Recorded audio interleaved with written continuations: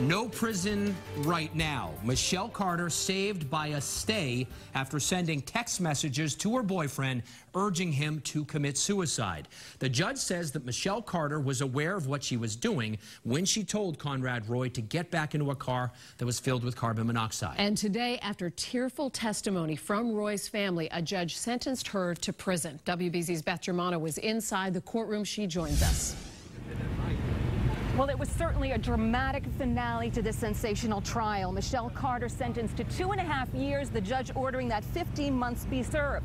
But the judge stayed that sentence at the request of the defense, which argued that this is such a groundbreaking trial it needs clarification from an appeals court. So Michelle Carter will be on probation until all those state appeals are heard and exhausted.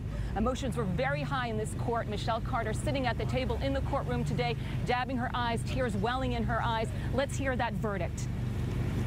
A guilty finding having entered on the indictment charging you with the involuntary manslaughter of Conrad Roy III now sentences you to 2.5 years in the Bristol County House of Correction. 15 months of said sentence shall be deemed a committed sentence, and the balance thereof shall be suspended until August 1st of 2022. Now, 3 family members read victim impact statements today in this emotionally charged courtroom. Conrad Roy's father saying Michelle Carter exploited his weaknesses as he suffered from depression. His mother saying her actions killed Conrad Roy to better her own life. Let's listen to both Roy's father and his sister. He gave me an amazing 13 years, being my best friend and the best role model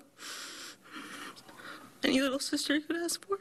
Michelle Carter exploited my son's weaknesses and used him as a pawn in her own well-being. She has not shown any remorse. The fact that my son was convinced to kill himself makes his death unimaginable. How could Michelle Carter behave so viciously and encourage my son to end his life? Now let's review the backstory of this case. Conrad Roy killed himself back in July of 2014 when he filled up a pickup truck with toxic carbon monoxide. It was at the prompting of Michelle Carter to take his own life in a series of explosive texts and phone calls. At the moment he was filling up that truck, he had second thoughts. He was on the phone with Michelle Carter. He got out of that truck and she ordered him to get back in. Those were 3 crucial words in this case back in June when the judge sentenced her, when the guilty plea was entered. The judge said that was wanton and reckless conduct. But now that she'll be on probation, waiting this appeals to go through, family members were furious leaving court today. She gets to go home tonight into her nice home, and whatever, she got to stay in Massachusetts. She could be at 6 Flags tomorrow. You know, what kind of justice is that? You know, and that's just basically how Kim's feeling, and she's really hurt right now. Like, if it was a 2.5, you leave in the cuffs today, I think maybe Kim would have had a little, you know, a little closure with this. But I don't understand how a month ago it's a guilty verdict, giving the family hope that there might be some kind of justice, to just have her go home tonight and have a nice meal.